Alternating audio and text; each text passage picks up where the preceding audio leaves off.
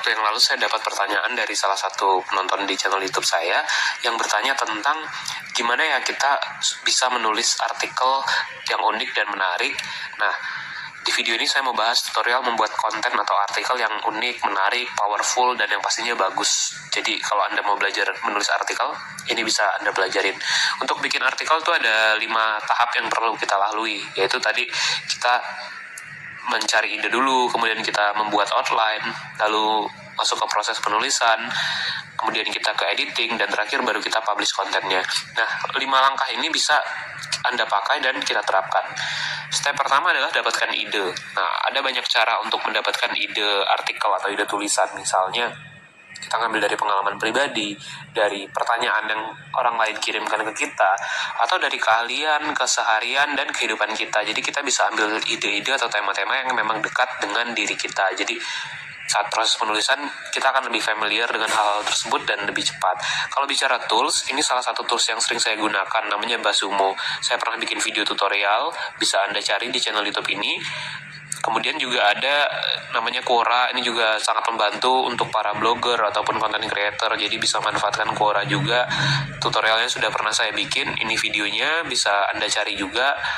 Jadi di sini tutorialnya menjelaskan penggunaan Quora untuk mencari ide tulisan atau ide video, ide website juga bisa. Lalu juga bisa pakai Pinterest nih, saya juga udah pernah bikin tutorialnya, Anda bisa cek kalau mau nyobain pakai Pinterest. Yang kedua, bikin outline. Jadi setelah kita dapat ide atau dapat tema tulisannya, kita bikin outline tuh. Outline itu kerangka dari artikel kita. Isinya poin-poin utama artikel, kerangka artikel yang nantinya akan kita buat. Nah, cara bikin outline gini. Jadi kita kembangkan tema besar yang udah jadi menjadi topik-topik yang lebih spesifik.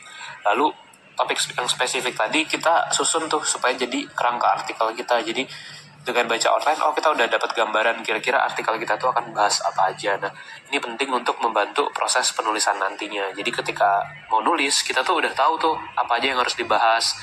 Nah, tuliskan outline ini di notes atau file khusus supaya nanti bisa Anda cek saat mau menulis artikelnya.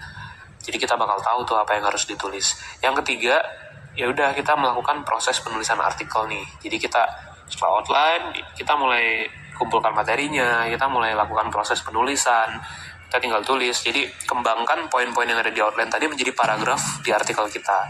Kita mulai tulis paragraf per paragraf, dan yang penting tulis dulu aja nih sampai selesai, supaya artikelnya selesai dulu baru kita edit.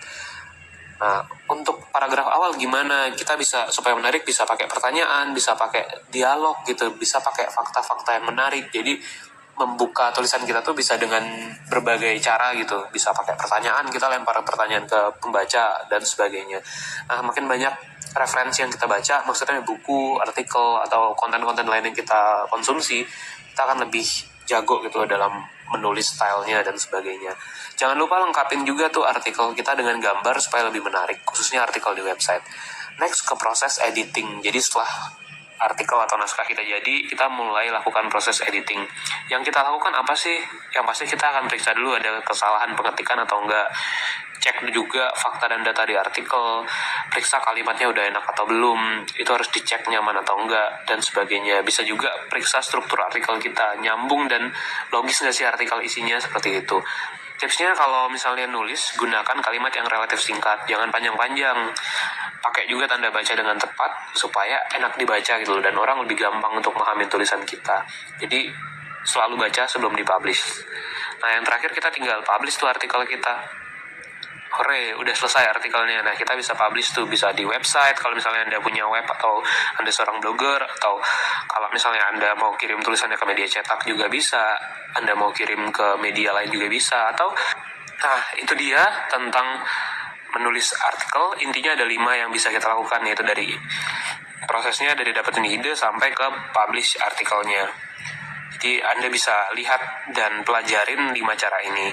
Intinya juga harus latihan terus nih supaya makin jago dalam menulis artikel. Anyway, kalau misalnya